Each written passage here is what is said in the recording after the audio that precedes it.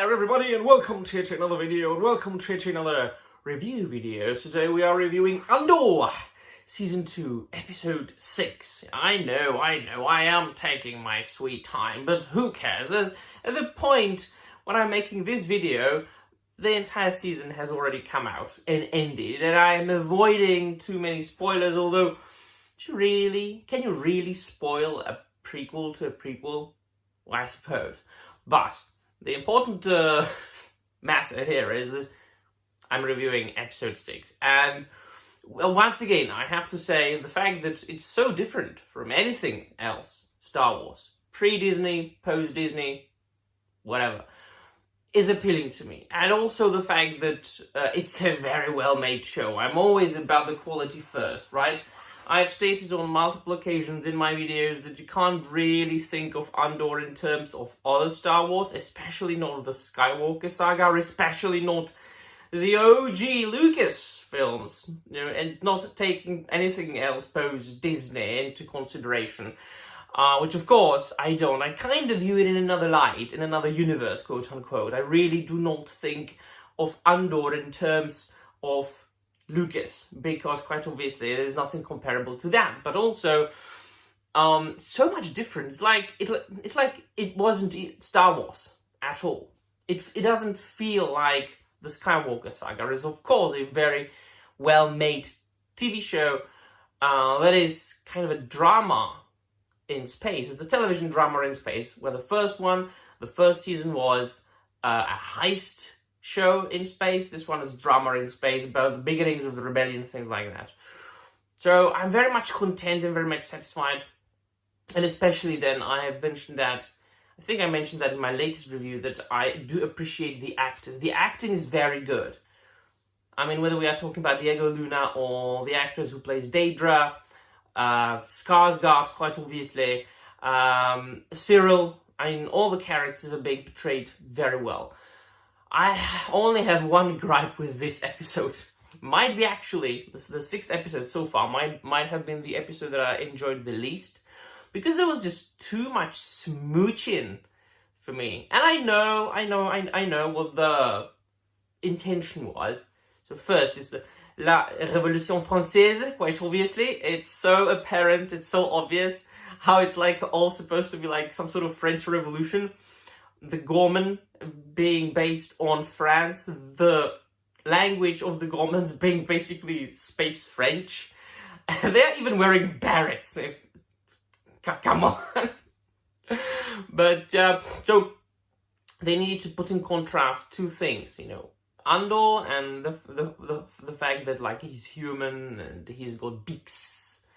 And that they're in love, and then there's the other couple which is in love, and I know it fits the subject matter, it fits the genre. It was done to really put in contrast the human aspect of the rebellion, but also the fact that Skarsgård's character, I will remember the name, don't worry. I'm still banking on some of the names of important characters. Why? Because as much as I like this show, it's not really that much important for me, right? Never mind. But and the fact that he takes the rebellion very seriously, to that extent that is really considers each and every individual part, which is like the members of the rebellion, like Biggs and Andor, expendable, and even the entirety of Gorman, which of course you have to be tough, you have to be rough, you have to be unyielding. There are no compromises. If you want to win, if you want to defeat the Empire, you have to do as much as you can, as much as there is strength in your heart, in your body, to just do what is necessary. And don't even look behind and look at, oh, my Biggs is a poor little thing. She's got a PTSD from when she was tortured and when she was assaulted by that Imperial guy. No, we are the rebellion. We fight or we die. That's how he perceives the entire thing. Versus, of course, this other point of view, Andor, people who, for whom their love is more important, possibly, than the entirety of the rebellion, which of course is then understandable as well, since if you love somebody, you are able to sacrifice the entire world just for them. So there's this struggle between those two points of view, and this is what the story of the 6th episode was about, quite obviously. This being said, it could have been done with much less smooching. It was just those scenes were just too prolonged. And you went like, all right, yeah, so you haven't seen each other in a long time. Yeah, all right. Yeah, you're smooching and you're saying sweet things to each other. All right, okay. Maybe we could move on a little bit. No, still okay. So it was something like that, but otherwise, yeah. This episode 6, I've been told that it picks up even more from now, which of course was the case with the first season, when the first initial or the initial couple of episodes were a little bit of not slower, but they were there to pick things up later, right? So I suppose it's going to be like that here. But of course, then, as I had mentioned multiple times, again, I have to say, this isn't a show from which you would expect action from the beginning to the end. And if it was such a case, wouldn't it be a little bit boring and repetitive? So once again, I'm glad that they are doing something different. I'm glad that they are trying to reach into other subgenres.